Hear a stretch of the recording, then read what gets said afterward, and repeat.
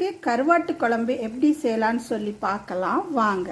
ஒரு கடாய் வச்சு சூடானோன்னு நல்லெண்ணெய் வந்து ஒரு 2-3 ஸ்பூன் ஆட் பண்ணிக்கலாம். சூடானோன்னு கடுகும் உளுத்தம்பருப்பும் ஆட் பண்ணிக்கலாம். பொரிஞ்சு வரட்டும். பொரிஞ்சோடனே ஜீரகமும் வெந்தயம் ஆட் பண்ணிக்கலாம். ஒரு 5 பல் பூண்டு சின்ன சின்னதாக கட் பண்ணி ஆட் பண்ணி கருவேப்பிலை ஆட் பண்ணிக்கலாம்.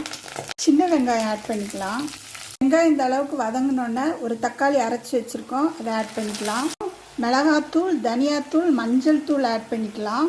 இல்லை ஒரு பச்சை மிளகாய், கத்திரிக்காய் ஆட் பண்ணிக்கலாம். முருங்கைக்காய் ஆட் பண்ணி ஒரு டம்ளர் தண்ணி ஊற்றி மூடி வச்சு இந்த முருங்கைக்காய் நல்லா வேக விடலாம்.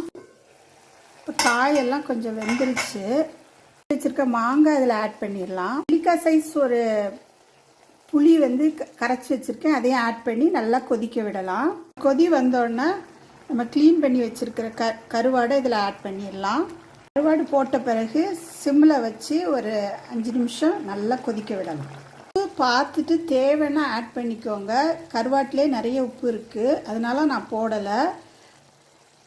சூப்பராக கருவாட்டு குழம்பு ரெடி ஆயிடுச்சு. செஞ்சு பார்த்துட்டு எப்படி இருக்குன்னு சொல்லுங்கள்.